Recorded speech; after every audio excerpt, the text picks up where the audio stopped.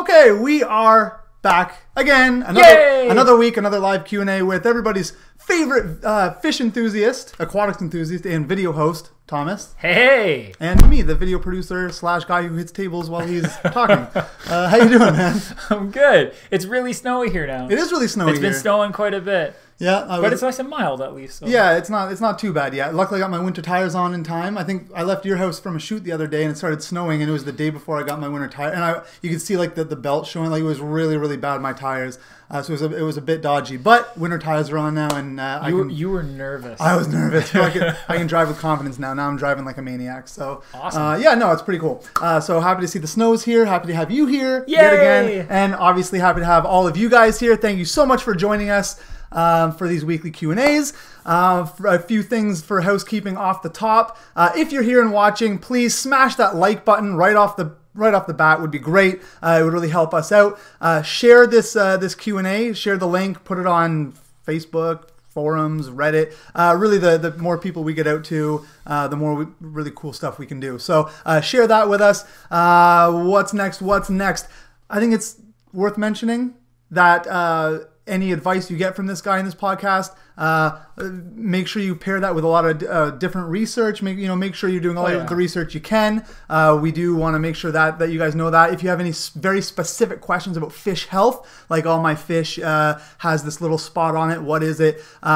You'd be best to contact our support team at our head office, sending them photos and context, and they can really help you with those in-depth specific questions. Thomas is really going to be better at answering generalized questions, but we'll do our best regardless. But again, we'll link all that to you guys. Next up, I guess we'll just jump right into it. Yeah, why not? Why not? We have a bunch of people here already. Let's see if you have any questions. Questions. That's a bunch of hellos. Hey, everyone who has said hello. Hello. Can't wait for Black Friday sale. Can't wait for your Black Friday sale. Us either. Really excited. It starts on Black Friday, and there's a lot of really, really good deals. Hopefully we can give you guys a couple teasers for that throughout this stream. But let's get to questions here. Let's see. Tell the website where I can buy aquarium plants. Where can people buy aquarium plants on? Resources for that, or is that more of a local fish store kind of thing? It's there. You can buy them online. I'm positive you can. I just don't know. I've never purchased any livestock at all online. I like to see what I'm buying in person. Mm-hmm. Not that I don't trust people who ship or sellers that are shipping. I don't like buying things sight unseen. I love seeing, especially when it comes to livestock, exactly what it looks like, the health it's in, and everything before it leaves. And not shipping something is always less stress than just getting it and taking it home and putting it in your aquarium. So I typically don't buy online. Not to say that you can't. Lots of people do. Lots of people have success with it. But as a result, I do not know where you get it other than a website like maybe Live Aquaria. But yeah, I can't vouch for any site because I have never purchased online. Fair enough. As far as livestock goes. All right, let's get into the nitty gritty then. 2 low-tech planted tanks, 10 and 37. Just discovered 1 ppm AM out of the tap due to chloramine. My water is rich in its calcium and high pH. What can I do for water changes given that RODI is way too expensive? RODI is only way too expensive if you're buying jugs of RODI and you have a large tank. For 10 and 37 gallons, you can actually get a really reasonably priced RODI unit. It won't be anything fancy. RO Buddy is a pretty good example. I'm sure they have a unit that also has DI. That's Aquatic Life. But that's your best option because if you you can't really, there isn't a chemical that's going to in and of itself remove all of those things. So you can use like a really decent water conditioner like Seachem Prime and it's going to help neutralize a whole whack load of stuff. But in essence, that stuff is still technically there. It's just bound in a way that won't make it available to inhabitants. And ammonia is one of those things that you can only really bind temporarily. So that means you're going to be changing water, adding ammonia, then your aquarium filter has to convert that ammonia, your biological media has to convert it to nitrate, and then you just end up with nitrate. So that the water, you could be doing a water change to try to remove nitrate, and you just end up with nitrate because you have ammonia that's getting converted in the tap water. So you're best off using something like RO RO or RODI to remove that entirely first. It'll also remove the calcium, so you won't be fighting a high pH. And adding liquids like pH up or down is a temporary solution if your water is very hard or has high alkalinity or carbonate hardness. Adding something to lower the pH, it's just going to come back up naturally on its own over a short period of time because the water is so alkaline, like, or has such a high alkalinity. It's just going to pop back up on its own. So you'd have to do something to soften the water a bit to take away all that extra calcium or carbonate to then allow your pH to kind of settle naturally somewhere lower. But all of that is avoided by just using RODI. So I would say make RODI at home. That's what I do, and it's way better than fussing around with chemicals that you're gonna have to add all the time. Every time you change water, it's such a pain to try to balance water in that way. It's easier to start with RODI, add a remineralizer to the exact amount you want, and then just use that. That's a long answer. Oh, it was a good answer. I mean, I enjoyed it. Is it possible to have too much filtration? Not really. I caught a sale for a Marine Land 350 for my 30-gallon tank. Okay, so you can't really over filter a tank, so to speak, but if the flow of that filter is too high in the aquarium and you've got water that's whipping around at a rate that makes it uncomfortable for the fish to live in that body of water, that's where you run into a problem. So there's ways you can easily get around that though. So you could, point your spray bar towards the corner of the aquarium or the back wall of the aquarium, or put ornaments or structure in front of the outlet so that the water is broken up first and you don't have like a jet of water gunning directly into the tank, making it very turbulent. But I often overfilter. And when I say often overfilter, I mean, I will often put a filter that is rated for a much higher aquarium on a tank that's smaller. So I will take a tank that, or like a filter, for instance, I'll take a Eheim 2215 and I've stuck them on 20-gallon tanks. Why? Because I was stocking that 20-gallon tank heavily, or I wanted to be able to postpone water changes, or I like using canister filters that are a bit larger on, tanks that may have a lot of waste, even planted aquariums, because you have plant matter that, like, as plants lose leaves and stuff, that pollutes the water to a degree, and having a larger filter to deal with all that can help. So yeah, I will often just get a bigger filter and stick it on a smaller tank. There's nothing wrong with that as long as the flow is not so strong that your fish are like, ah! And you're good. I always love when you do fish impressions. I don't know why it's so funny. Can I use the turtle canister filter for a fish aquarium? Yeah, you could. They're like, a lot of turtle canisters are just aquarium canisters branded for reptiles, turtles. What's in them is almost identical. So yeah, or it just is identical. And yeah, so you can, but just double check that there isn't something about the operation of that canister that is making it a little bit different. Like, for example, if it's a Zoom Ed one, you could definitely use it on an aquarium, 100%. You may find that the tubes might be a little bit short if you're trying to put it on the floor and your tank's really, really tall, but you can just get extended tubing. You just buy extra tubing. But yeah, it's going to have biological, mechanical, chemical, like most filters. Same deal. What suggestions would you have? And I know these questions it's a lot of opinion, but someone's asking for a very first saltwater aquarium. What are some good fish for someone's very first saltwater aquarium? The funniest thing is, it's the most, like, the first fish that comes to your mind is the right answer. It's a clownfish. Clownfish are awesome starter fish, especially when you're looking at Percula clownfish or Ocellaris clownfish. Ocellaris are the ones that look identical to Nemo, bright orange, white bars. Percula look very similar, just a little bit muted in color. Mind you, they have all kinds of morphs of these now that have ridiculous patterns that you can buy, which are really cool. So, but clownfish is a great option. The nice thing about clowns is that you could get a small pair of them, like a mated pair, and they will be happy and healthy together. And all the other fish you put in the tank are really not going to bother the clownfish much. Unless you're putting more clownfish. Clownfish don't like other clownfish, and they don't like other damsel species. But beyond that, you can put gobies and whatever else in there, wrasses, and you're not really going to have an issue with that. So they're a great fish to start with. You could also start with something like a Watchman goby, which is a pretty hardy little fish, or other damsel species. The only thing with damsels is damsels get really angry with, you know, everything else, especially other damsels, but they can be nasty little things. Pretty, but nasty. So yeah, I would say clownfish. Clownfish I think is my all-time favorite. And you don't have to stick with a common one. Go for a tomato clownfish. They're cute. You don't see them that often. You always see perculas and ocellaires. Pink skunk clowns. Regular skunk clowns. Saddle clowns. Depends how big the tank is. Anyways, keep going. The Nutty Mechanic asks, with my shrimp and snails, I want to keep the calcium. I'm boiling to remove ammonia for now because I can't afford an RODI unit. And that now, do you guys say RODI or do you say RODI? Because I always wanted to say RODI because it just sounds so easier than RODI. It's, you know what? Some people will say RODI out loud. I've never in my life said RODI. Mind you, I also used to say Chato, so I can't be trusted. All right, okay, RODI. Okay, we'll say RODI. I like to say RODI. Okay, I'm boiling to remove ammonia for now because I can't afford an RODI unit, and then some sphagnum moss to reduce pH. Does this sound problematic?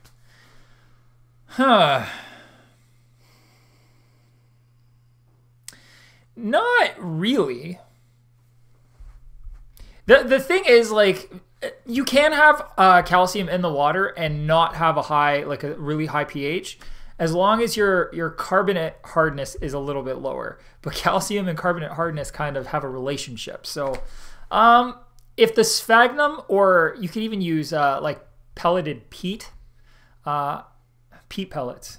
I think there's a few companies that make peat pellets. Fluval might be one of them.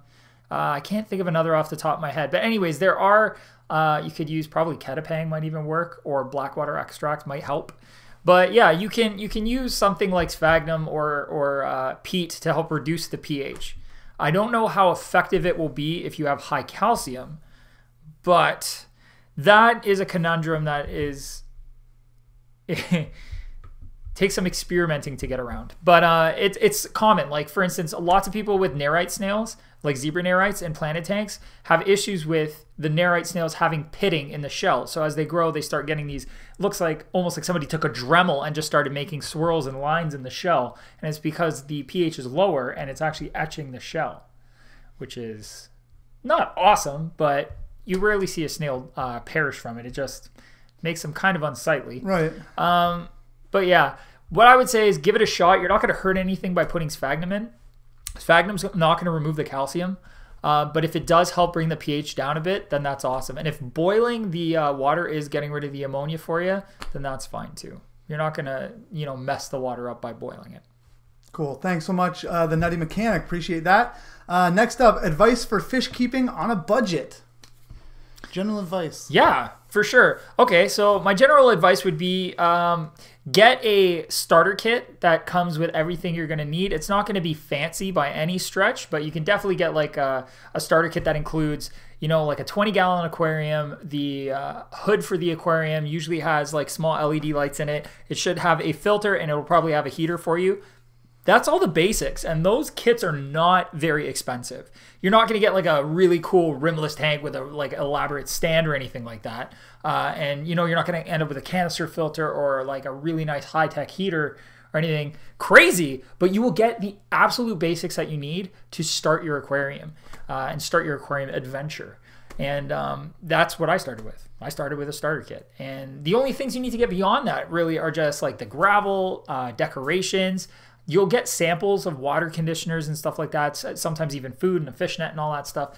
But you'll want to get a small bottle of water conditioner that's going to last you a while, not just a couple of water changes, like a gravel siphon. And be conservative with what fish you get. So the key thing with these starter kits is they will work well as long as you don't go crazy and overstock them. You're getting, like I said, the basics. You're going to get a filter rated for that tank, not a filter for a bigger tank that allows you to really overstock that tank. So you want to be conservative with your bioload and your fish and get fish that are going to be relatively inexpensive to start off. I think fish like guppies and platies and swordtails and stuff like that are an excellent place to start off. They're quite hardy. They're easy to work with. And yeah, it's a great way to start off. Starter kit, easy fish, and pace yourself. That's cool. The best way to do it on a budget. Yeah. Don't overextend. Next up, the Nutty Mechanic says, thank you so much. Info is very scarce online, and most people say ammonia is hard to get rid of to begin with, let alone in high pH water. It sure is. It's not fun. It's a crappy situation to be in when you've got ammonia in your tap water. And chloramine, you know, you can neutralize chloramine, but if you're still getting ammonia as a byproduct because of it breaking down in your tap water before you even get it out, not fun. Best of luck to you. Keep us updated. Yeah, thanks so much, Nutty Mechanic. Next up, advice for... Oh, no, we did that one. What fish can I mix with my black convict fish? Black convict fish. Black convict cichlid? Convict cichlids can be a little bit territorial. I don't know what size tank it is. It's hard for me to kind of just do some guesswork, but you can basically keep other similar sized fish that are of a similar aggressive nature. So I would say you could probably, given there's enough space in the tank, you know, put in maybe a jewel cichlid in there, or you could do, man, there's just so many options. It's hard to even choose. Okay, this is what I would probably do. If I had a convict cichlid, I would probably do some bottom feeding catfish, not for cleanup or anything, but just because I really like them. So I'd maybe do, I don't even know. No, I do Raphael cat. So I would do Raphael catfish. I'd probably do some topwater things that are going to move nice and fast, like some giant danios or something like that. I might even get, like I said, a jewel cichlid or like a paracrabensis or something. They can hold their own. They're feisty little guys. Yeah. I mean, you could put parrotfish in with them if you wanted to. Parrot cichlids. There's all kinds of stuff you can do. It's just subjective, and it depends on the size of the tank. So depending on the room you have, that's really going to help dictate what you can. Like parrot cichlids get huge. They were one of the options I was thinking of for the 265. That big? They were already that big at the store. That's how big they would have been when I bought them. And how big can they get? Like I don't think they're massive. But like as opposed to how big they were at the store, would they get much bigger than that, or is that sort of like they were max? They were a pretty good adult size already, but I'm sure they would have still gotten a few inches bigger. Wow. If I'm remembering what he was telling me when I was there. No. I was considering them, but apparently they are very mean. How much do they eat? Like I imagine like having a fish that size is like having a small dog. Like how much do they eat? A lot. Well, okay, so I had in the 265, I had two Vieja cichlids. Mm-hmm. Those guys never stopped eating.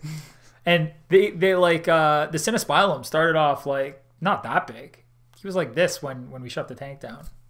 They grow fast. Wow. And they've got big mouths, man. You can just I couldn't find pellets big enough for the guy. Like I just watched him eat it like a 5-year-old eating Cheerios. Like he's just shoveling it in his mouth with his fins. Not his hands.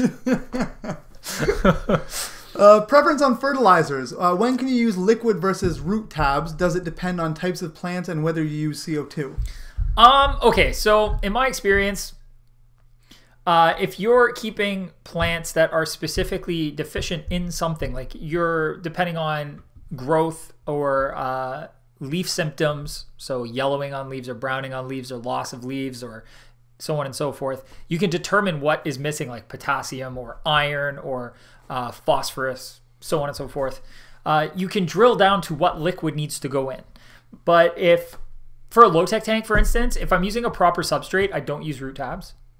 If I'm using like a regular gravel or sand, then I would definitely use root tabs in conjunction with a liquid fertilizer.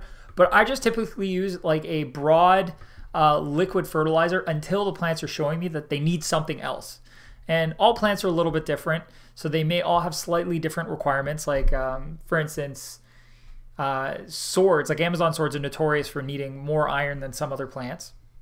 So, yeah, so you kind of just go with the flow and you add as your plants ask for something specific. But otherwise, I like to use Seachem Flourish, and I often will also use it in conjunction with Seachem Flourish Excel if I'm not putting CO2 into the tank like through pressurized injection. Any recommendations for easy care plants? Anubias, Java moss, Java fern. easiest things I can think of. Valves, super easy. Yeah, I've just put our low tech planet tank playlist in the chat. In the last episode we posted, you talk about plants. I did talk about it. A bunch of plants that are really good for low tech specifically, but we also have that low tech top 5 low tech plants. We do have that 5 top. Yeah, thank you. I mean the list in the low tech planet tank series we did is a longer list. I think I listed probably like 10 or 12 right, plants. but our other videos a little more in depth. I think you talk a little more in depth about them, I believe. Let me search for that. Well, for those 5, yeah, I talked about what I like to use them for and stuff, and how you can kind of work them into your scape. There it is. I'll link that in for you guys as well, so you can check that out. See Thomas's thoughts on the top 5 plants for low tech planet aquarium. Back when my hair was super short. For low tech aquarium, bam, it's there. You guys can check that out. Okay, so I guess you want to read recommendations. Feel free to check out those videos for more info on that. What aquarium light do you prefer for a freshwater 55 gallon? Freshwater 55 gallon.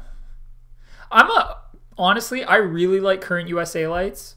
Like, I really, really like Current USA lights. I've been using them for years. Since they first came onto the market, I've been using their T5s. I used their metal halides back in the day. I used their LEDs now. And I've been using them since they started. So I'm a big fan of them. I've never had any issues with Current USA lights. I'm also a massive fan of Aquatic Life. So Aquatic Life has a really nice fixture called the Edge, and I think they may even have a Wi-Fi version now. But anyways, the Aquatic Life Edge LED, which is great. It also has a built-in timer, so that's very easy to set. It does a really great job. The color rendition on that light is also awesome. If you want to try something a little bit different, I have recently been eyeballing I think it's ISTA that makes it. Anyways, there's a LED fixture. I'll have to double check. We'll have to look it up. I think ISTA makes one that's good for plants. And based on my test, they're not fancy. It's just a silver bar, and it's got an array of LEDs inside of it and an on and off switch. There is nothing fancy going on under the hood. But the light output is fantastic, and it is a nice crisp white, and it works, as far as the PAR ratings that I got from it, should work really well for plants if that's your goal. So if you want something that's going to just be awesome out of the box and just be a simple on and off, you can hook up to a regular wall timer, that's a great option. Cool. Trying to remember the name of it. And just put LED, ISTA LED, and it should pop up. There you go. It's the full spectrum LED, 48 inch. Boom! 48 inch? Got it. Okay, I'm going to link that for you guys. So I was testing the 24 inch version, and I was really impressed. Like, really impressed with the output. Awesome. I'm linking that for you guys now. Full spectrum LED. Shazam. So that's in the chat there. You guys can check out Thomas's recommendation there. Next up, my German blue ram doesn't eat. It seems scared from other fish and doesn't come close to food. I lost a fish in the past for the same reason. What can I do? How long have you had the ram? Did it ever eat for you? Did this just start happening out of somewhere? Did you add the fish to the tank recently, and this is just the behavior you've been getting? This is all info I think that would be helpful. Again, if you email, I'm going to put the email as well. Yeah, so sometimes I try to give generalized answers, but the problem with questions like that is there's a lot of follow-up questions that we have to ask in order to kind of drill down to what the problem could be. So reach out to support, even take a photo of the fish, give us all the information, how long it's been there, how long the tank's been set up, what else is in the tank, so on and so forth. Like as much info as you could possibly think of, and they'll probably still ask a couple more questions. Right. But if the fish is new, that's not completely, beyond reason that they're a little skittish when they first go in. If this is a developed behavior, so the fish was fine, eating well, and then out of nowhere this started happening, that's when we start to worry, because that could be something that the fish is suffering with, something that's causing it to be more shy. It could be parasites internal, could be some kind of infection, bacterial or otherwise, could be protozoan, could be anything. But reach out to support. They'll help you figure out what's going on so we can try and get that ram eating for you. Because a fish that is eating is a happy, healthy fish, and one that's not eating is A problem that must get solved. Yep. I got a new... Made it sound like I'm a hitman or something. What's wrong with me? We have to solve this problem. Anyways. I got a new glow rainbow shark for my 60-gallon tank. What can I keep with it when it gets older? A glow rainbow shark. Huh. Other things that can run away from it. Rainbow sharks are like ruby sharks and all that. Are aggressive. They'll chase other fish. They get pretty big too. So, you know, I would keep them with other, you know, larger fish. I don't know. Just name some. I'd probably do okay with tinfoil barbs. I just picture like little fish made out of tinfoil. Tiger leporanus. I don't know. All kinds of stuff. It's one of those days where like my fish index in my brain is just on super slow mode. Well, we'll move on to the next one. And if you think of something, let us know. Bala sharks. There it is. Yeah. No, they're coming. Fast swimming fish that are going to be able to get away from it, like danios or tiger danios. Or tiger danios. Giant danios. My mind has exploded. Yeah. Smoke's coming out of my ears. It is. What live plants can I use in a tank that's got a blue light in it? You can't change the light?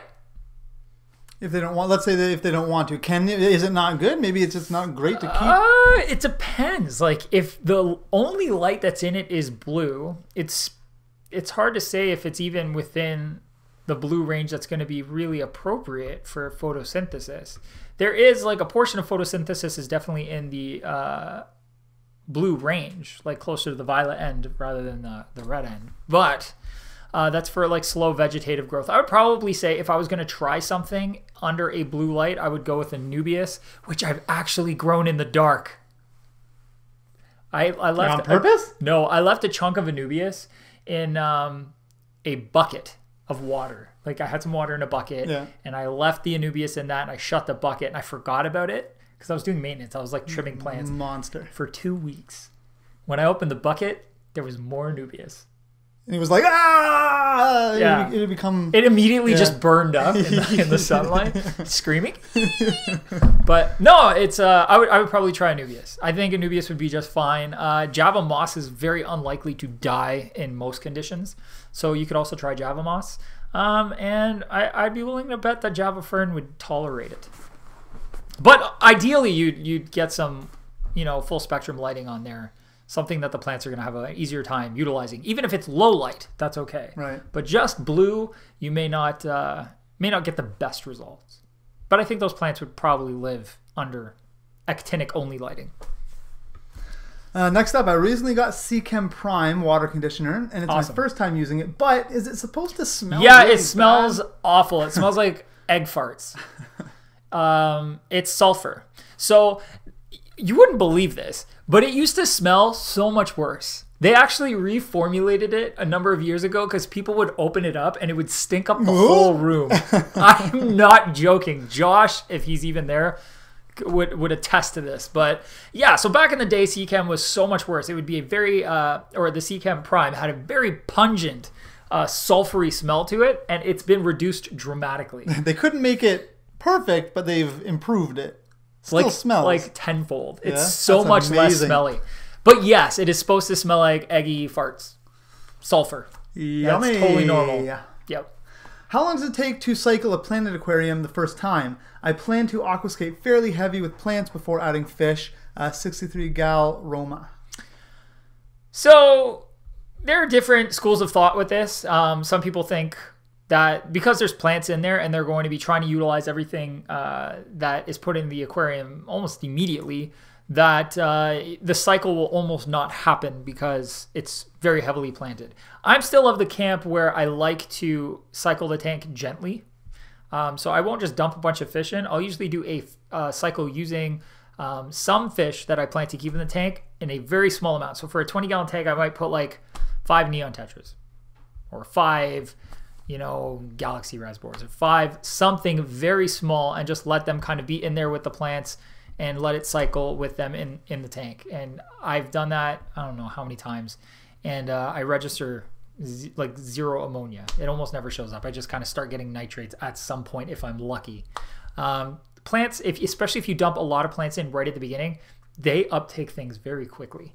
But your other option is to just keep throwing food in the tank instead of fish, and just allow that food to kind of decompose, and it'll go through the cycle. You can test it with a test kit. You should notice some ammonia, and after a week or two start seeing some nitrates. But you have to keep adding a little bit of food every day, otherwise the bacteria won't have enough to feed on, and you could essentially stop the cycle from properly completing, or just not end up with enough beneficial bacteria by the end of it. We do have Josh, who just joined us in the chat. He's at our head office, just so everyone knows. He's also in the chat answering everyone's questions. So hey, Josh, good to have you with us. We're happy to see you, man. Also, I want to remind everyone we're going to go to everyone's second favorite part of this live stream, apart from getting questions answered, which is the only other part of this live stream. I do want to mention real quick, Black Friday sale. We do have that coming up at the end of the week, starting on Friday. We are going to have, it's like a site-wide sale. I think it's like you get up to like 88% off of some ridiculous number. Yeah, some ridiculous number, like 88% or something up to site-wide. So if you want to know what's coming up, if you want to get like exclusive deals, go to bighousepets.com, sign up for our newsletter, and then we can send you exclusive Black Friday deals to your inbox that no one else will get if they're not signed up to the newsletter. So make sure you do that. But now, as promised, it's time for everyone's second favorite, my favorite part of the show.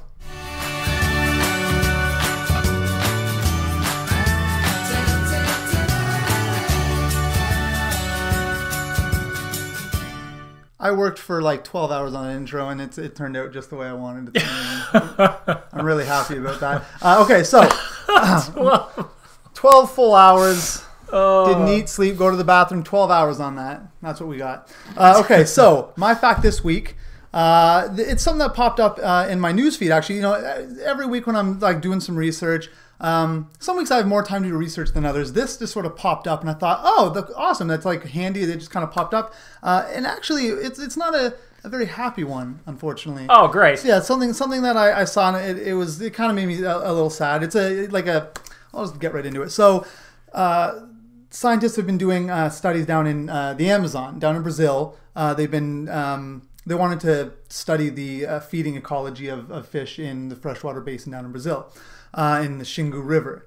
And so in doing this feeding study to find out what some of these fish, like omnivores, herbivores, carnivores, they're trying to find out what are these fish eating exactly. And what they found is that like 80% of the fish that they collected like 150 fish.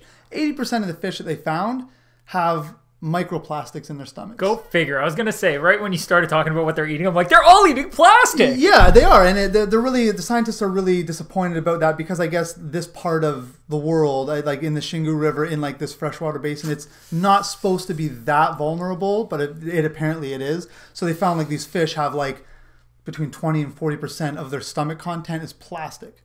Yeah. So that's sort of a blow to wildlife.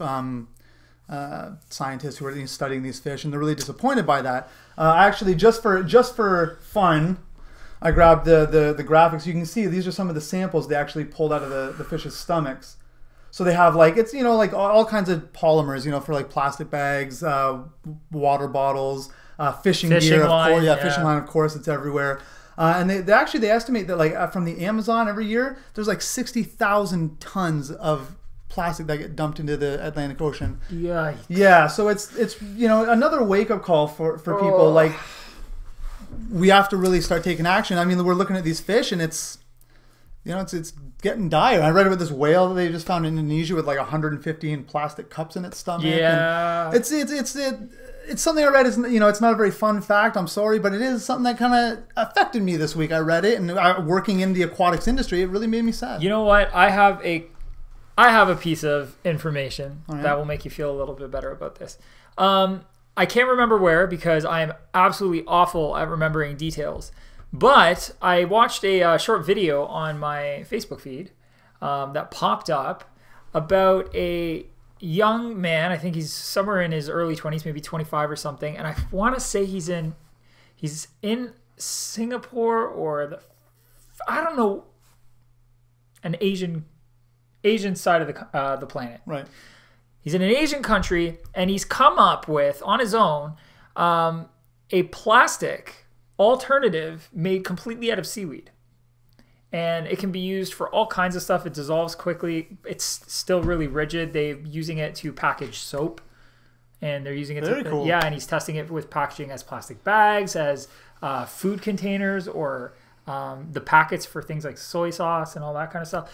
And that, I think, is a massive step forward in the right direction, where we're using things that are plastic-like, but are biodegradable or otherwise edible. Like, he had cups that he had created that they just look like plastic cups, and then he just bit it, and it broke. Like, he bit a chunk off and started eating it because everything's edible. It's all seaweed. You can just eat it. Yeah. So there is a light at the end of the tunnel potentially. There we are just gotta people get working the on the wheels problem. moving on these things, because every day you're hearing more and more about the plastic in the oceans, and the problem is that like in the Amazon, I think in Brazil they're the highest ratio of people that eat fish.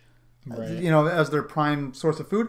And, so we are also in many ways consuming these microplastics, and, something's got to be done about it at some point. And I read it and just, made me sad for the fish and the whales and the humans and everything. So anyway, that was my not so uplifting fact, but hopefully my little... It did, yeah. Excerpt was slightly uplifting. It was, yeah. And we just got to... The problem is the notice, and we got to keep stepping it up. And thankfully, there are some pretty smart people on the planet already working towards fixing that issue, because plastics be not good. Not good at all. But with that said, that was my fact. So anything we can all do is sort of a group effort. I think, like I'm trying to take steps in my personal life to limit my plastics and make sure they're not going to end up in the wrong place. So anything you all can do, let's try and take better care of our fishy friends, because we all love them so much. We do. Next question up. How in the world do you ever catch dwarf chain loaches in a planted tank? Trap them. With what? Like a little bucket and like a stick, and like pull the stick out and it gets stuck in, like, how do you... I guess you could use like a little glass container, like a little glass bottle or something from juice or something like that, and put a hole in the lid that's big enough for the loaches to get through, but that the other fish perhaps won't be able to get through. I don't know what fish you have in the tank. And then throw some like frozen bloodworms in it and just get it down there and leave it there. They should at some point maybe swim into it, and then you can just retrieve it. That's all I got. Otherwise, you just leave them in there. Give up and say, well, unless you want to tear the tank apart, which I'm sure you don't. Not really worth it. That's my Cool. There are fish traps. I'm sure you can buy it as well, but I mean they're tiny little things. Anyways, what can I do for my split aquarium? It's a 2.5 gallon. It has 2 bed of fish. Can I add an extra filter?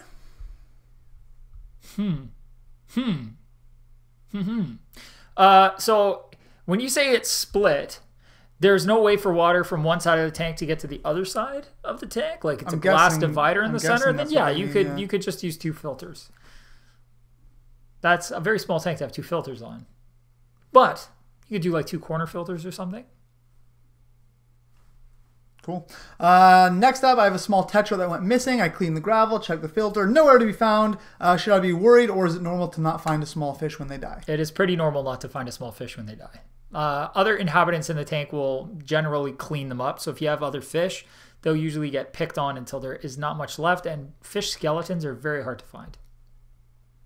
They be thin and scraggly and hard to find. Why is my almost 2-week-old 20-gallon being milky or cloudy the last 3 days?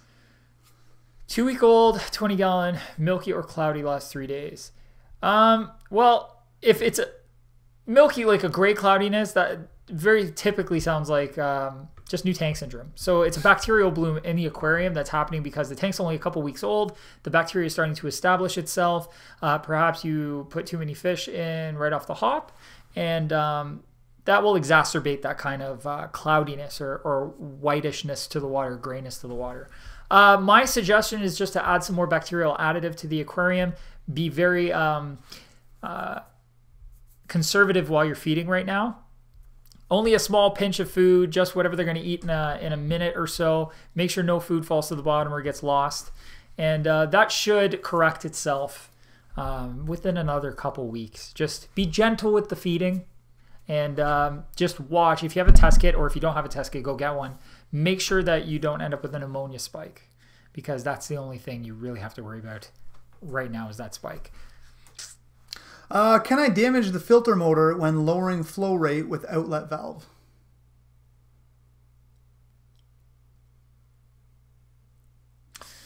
Okay, so if I'm understanding correctly, you're asking if you put a inline valve with the output of the filter or the pump, if shutting that valve is going to hurt the filter. The answer, I guess the short answer is it can. When you put back pressure on a motor, it's like in that case, you close a valve. Now there's more pressure being pushed back on the impeller. It's spinning. It's just going to create more heat, which if there's enough of, can either melt the motor or burn the motor out or cause the impeller to degrade quicker. So all kinds of things can happen. Depending on how much you turn it back. Obviously, if it's almost shut, that's going to be a huge problem. But if it's just a little bit, I mean, most pumps are going to be just fine with that. One way you can kind of get around it is with a bleed valve. So instead of shutting it and decreasing the flow entirely, what you can do is tee it off and have a valve on one side and have that tee either go back to the start of the pump. So it's going to be putting the water back to the beginning of the pump, so it goes back through the chamber. Or in a sump system, you would just put it back into the chamber that pump is sitting in. And you can basically start to open the valve on the diverter. So you have water going in this direction. So it's like a T basically, and the valve would be where my thumb is. And as you open this valve to let water bleed out of it, less water goes up to whatever it is you're trying to send the water to. So with that valve closed 100%, you're getting all the flow to the aquarium, let's say. And then as you open this, let's say you open it 10% of the way, then you have 90% flow and 10%, so on and so forth. You open it 50% of the way, you should have 50 going up, 50 going to the side. Obviously, those numbers are generalized. Head height and pressure and stuff will change how water behaves through piping and stuff like that. But yeah, that works more for like a sump system. But if we're talking just a canister, as long as you're not shutting it more than a quarter of the way, you should be fine. Awesome. New to the hobby. Ben Folt, new to the hobby. Welcome. I just bought the Marineland 20-gallon LED kit. What bacteria in a bottle should I put in? How long do I wait until I can put in fish? How many live-bearing fish can I put in? Thanks. Lots of good questions. Yeah. So bacteria-wise, I'll give you 3 pretty solid products, in my opinion. So there's Big Al's BioSupport, which is a great product. I've used it for years and years and years. It works. I also like Seachem Stability as a bacterial additive. And if you want to try to jumpstart the aquarium as fast as possible, you can also use ATM Colony. And that basically just puts live nitrifying bacteria right in the tank, rather than having dormant bacteria that's got to kind of come to life and then start to reproduce within the aquarium. So ATM Colony comes close to instant cycling the tank, but I don't truly believe you can instant cycle a tank. So it's just the fastest at acting. So that's what I would do for bacteria, one of those 3. How long do you wait until you can put fish in? So if you're using the ATM Colony, you can put in a few fish right away. In fact, you probably should, because the bacteria is live and it's going to need a food source immediately. So having a few small fish in right off the get-go is not going to be a problem. Just don't go fully stocking the tank like you see in popular television series. Right. It's not a good idea. Otherwise, if you're using one of the other 2, I would wait at least 48 hours, and then you can put a first few fish in and do a fish, like a cycle with fish. Or you could hold off for a couple weeks and just add fish food to the tank day over day until you see your ammonia spike on a test kit. And then once you're reading nitrates and your ammonia is 0, you can put in your first few fish. And that is the safest way to do it, really, especially if you're new. That way you don't run the risk of hurting the fish at all. How many live-bearing fish you can put in is going to depend on the kind of live bearers you want to put in. Mollies can get pretty big. But let's say guppies, you could easily put 20, 30 guppies in a 20-gallon tank. Just keep in mind that they're going to breed. So if you start with 15, you're going to end up with 100. So just slow and steady wins the race, though. So I would say a really nice kind of round number without overstocking the tank would be something like, 3 or 4 swordtails, 5 or 6 guppies, a couple platies. That's going to be a bustling little tank. Just keep in mind that you're going to end up with lots of babies. And you're going to have to mitigate all of the baby waste at some point. Because it'll get out of hand. Get a breeder net. As baby waste always does. Yes! Get a breeding net and end up getting a second tank probably. Cool. I had an ammonia spike and did a 50% water change. Tested the water 24 hours after the water change and ammonia levels still the same. Recommendations or ideas? Wow. Bacterial additive that will help break down ammonia as fast as possible. How did that happen? Let me read that one more time, Brian. Sure. Where's that question? The question is, I had an ammonia spike, did a 50% water change, tested it after 24 hours, still the same. Okay, so how big's the tank? How many fish do you have in it? How long has it been running? Lots of questions. If this is a new startup, I would just let it go. If you have fish in the tank, though, you may have to change a lot more water. You may also want to test your tap water for ammonia because, as one of our previous askers of questionnaires. There it is. I like that one the best. Whatever. It's fancy. Yay. So has pointed out you can end up with ammonia in your tap water. So you also want to make sure you don't have ammonia in your tap water because then just putting it back in. Yeah, would not help a whole lot. No. Exercise in futility. But yes. Yikes. Bacterial additive should help. But yeah, we need, reach out to our support team if we don't end up getting the answers from you. I don't know how much, we don't have a ton of time left. No. Answer those questions for me and I might be able to answer it. Otherwise, reach out to our support team and they can definitely answer it. Yeah. Cool. Next up, what is the difference between an RL Pleco and bushy nose? I don't know what RL means. I know bushy nose now. What is an RL Pleco? Oh, good. I'm not the only one. RL? Rubber lip? I don't know. Look up RL Pleco real quick, Brian. All right, RL Pleco. I'm probably going to feel really silly. Rubber lipped. Ha-ha! Yeah, what's the difference? Well, they're just different. They're different species of Pleco. If you'd like to know my preference, I like bushy nose.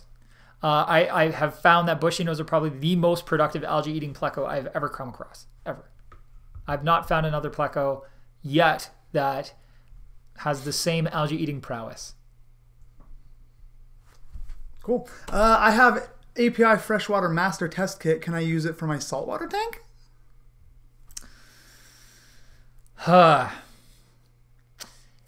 Probably not, only because the cards are not going to be calibrated. Like the actual color chart cards are not going to be calibrated for saltwater. So the readings are not going to be true. However, you could reach out to API directly and ask them if there is a way for you to calculate the true number based on the freshwater number you're getting. Reach out to API and find out. I'm actually going to do the same now that I've come up with that idea. Cool. Now, I want to quickly revisit our last question because I think Josh might have been answering it in the comments as well about the 50% water change, tested at 24 hours and still found ammonia. Josh mentioned if you're using Seachem Prime, that it can sometimes give you that false test result. I think we did a video on it now that don't get sour, wait 24 hours. Now, they said they did wait 24 hours and it was still high ammonia. But what are your thoughts on that? It's possible. Did they mention whether or not they were using Seachem Prime? They didn't mention but he said if they're using But it was already Prime. 24 hours. Right. Yeah. No, it shouldn't after 24 hours. Like it should have come down. I'm still linking the video, Josh's video, so just for people to have that general knowledge. But yeah, it is Seachem Prime. 55 gallons.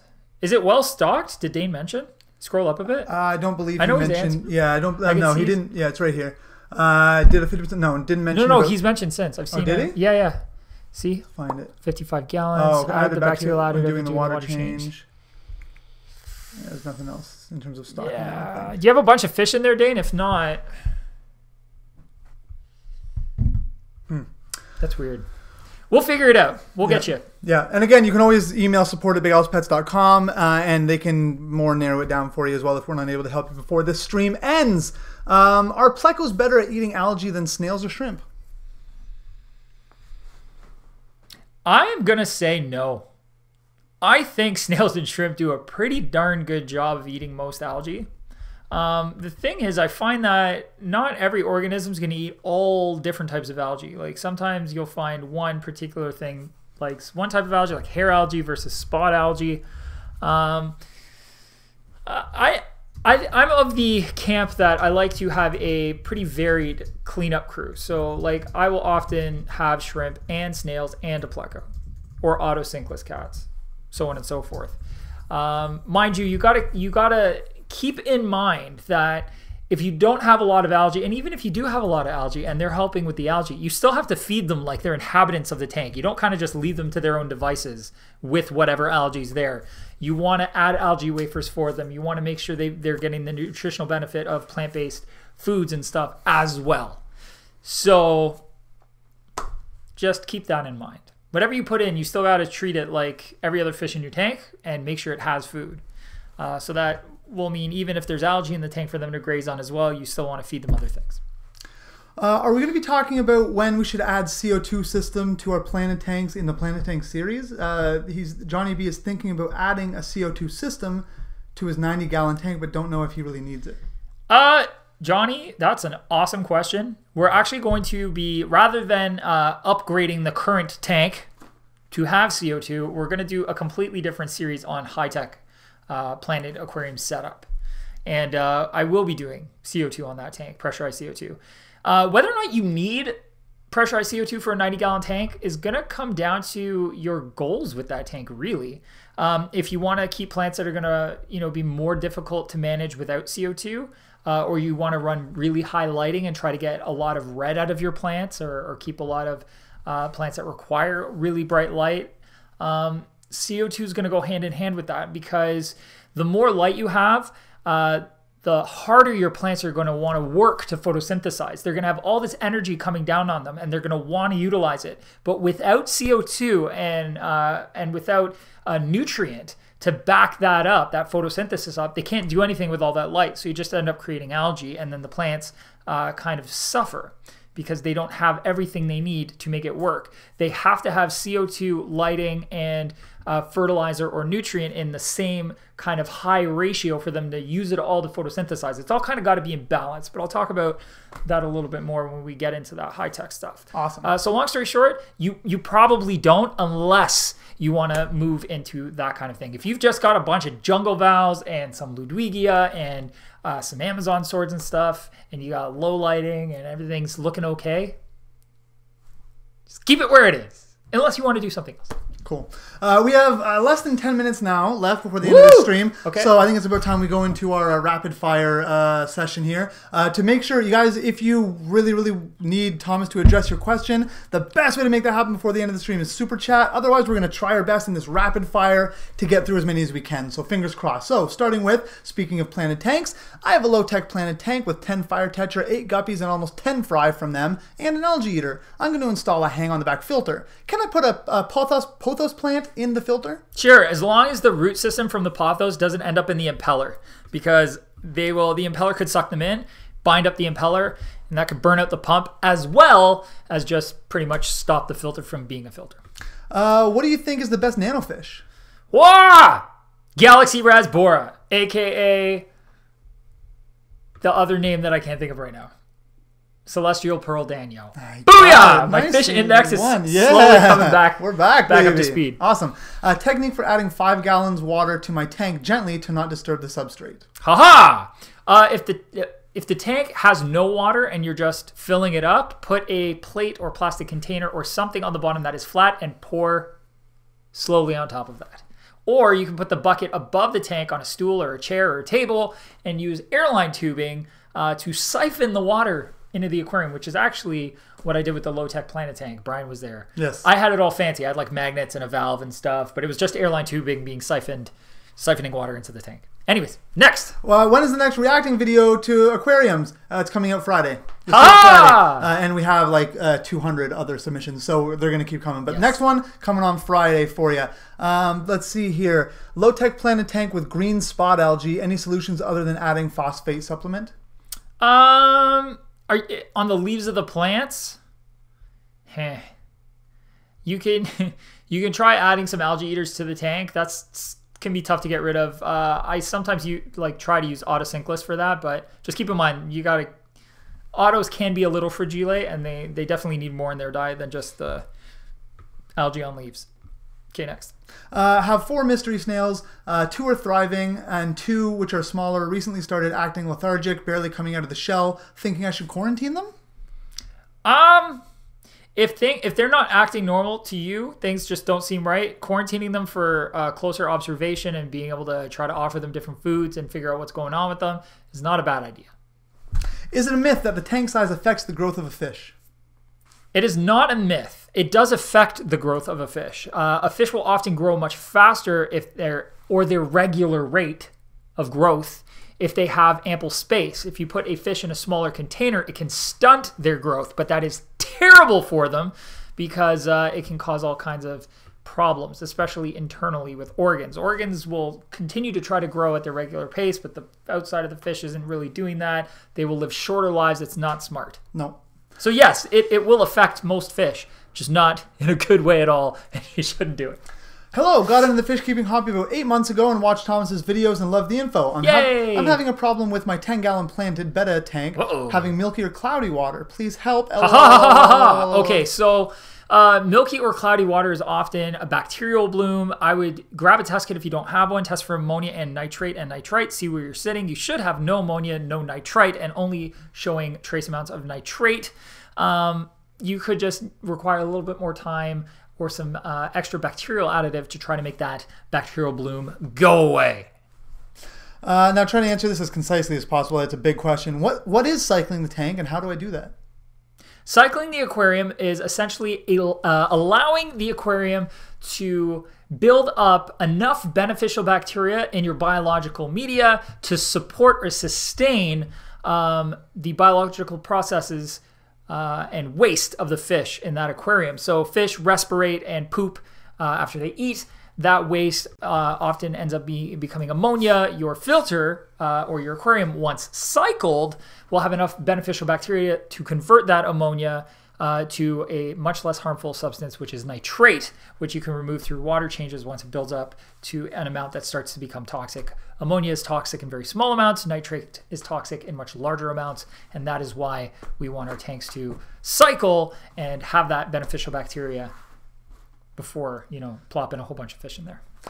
Can I put small stones under only my plants with sand on top and still get good root growth? Can I only put small stones under my plants? Well, I guess the stones, then sand, and then the plant, and still get good root growth. Oh, depends. It really depends on the plant. Some plants have a hard time rooting through sand, and sand has a bad habit of compacting. So it depends on the plant. Some plants also have rhizome and can grow on top of just about anything. Anubias can grow on wood or rock and just doesn't care as long as it's rhizomes above the substrate. So depends what you're working with, is a long story short. I have a 10-gallon tank and I have like 30 little snails that are reproducing like crazy. I don't know if it's a bad thing, but my fish have been acting a little weird lately. The snails shouldn't hurt the fish. If your fish aren't acting right, do a water test, see what's going on, or an emergency water change if things are seriously acting weird. If you want to try to get rid of those snails, one trick I've used in the past is to put like a piece of cucumber, just like cut a slice of cucumber, rinse it off real good, drop that in the tank. That will often attract snails, and then they will huddle up on it and you can just pull it out and dispose. Cool. Do aquarium fish like loud music if it's good music? I love that question, by the way. I love the idea of that question. Good music is, in fact, subjective. So I guess it really depends on that fish's taste. If you're into classical and that fish likes country, notice I picked two very unpopular If your fish is a metalhead, no good. Yeah, I often ward against playing super loud music near aquariums, but lots of people do it and their fish don't seem to care very much. And what you might not know is that your aquarium is crazy loud on the inside anyways. So if you put your ear right on your aquarium and you've got a bunch of pumps and stuff running in there, you will hear a loud hum. Guess what? Your fish hear it too. So they might not even be able to hear the music. Cool. Unfortunately, the last question that we're able to get to today, I had a Java moss ball dissolve in my tank after a while. Was it from adding aquarium salt? Probably. Plants do not like salt. Not good. Don't add salt if you have plants. I would guess that's, no, honestly, I would guess that's probably what did it. So good instincts. Okay, guys, well, all that said and done, I'm so sorry we couldn't go much longer today, but you can always catch us every single week at 1 p.m. Eastern Standard Time. You can always check us out right here. We're going to be here every week answering your Qs. So again, thank you so much. Sorry for those we couldn't get to. You can email support@bigalspets.com if your problem is urgent or you have a very specific problem that you want addressed. They'd be very happy to help you and give you suggestions and tips and advice and all that. Thank you so much for coming today. Always. I love having you. I love doing it. Yes. Even when my fish index is running on slow. You were a little slow to start, but you got there, so that's all that really matters. Josh, thank you for answering in the comments under the Big Al's flag. We appreciate that. And again, thank you guys. You can always support us at bigalspets.com. I'm sorry, we have to finish. You can always support us at bigalspets.com, or if you're in Canada, bigalspets.ca, or if you're in Canada and near one of our stores, you can visit one of our stores. We'd love to see you. Our stores are pretty awesome, and I think you guys would like them. Thank you again. Check out our Black Friday sale starting on Black Friday. It's like up to 88%, I think, on the site-wide. So check that out. Sign up for our newsletter on our webpage. You'll get exclusive deals, all that fun stuff. Enough of that. Let's just... Did everybody like? Did everybody give us a like? Did we get a like? I think we got likes. Likes. 41. Oh, thank you so much, guys. Thank you for 41. All the likes. We got one dislike, though. Oh, well, that's okay. I can't please everyone. We try our best, but sorry we couldn't get to it. I assume it's because we didn't get to it. Does it tell us who did it? No, we'll find out, though. We will find out. No, that's okay. Yeah. They just missed. That's right. Thank you guys again so much, and keep your eyes open for that React video on Friday and for all the other amazing content we have coming your way. And with that said... Yeah, keep on tanking. There it is.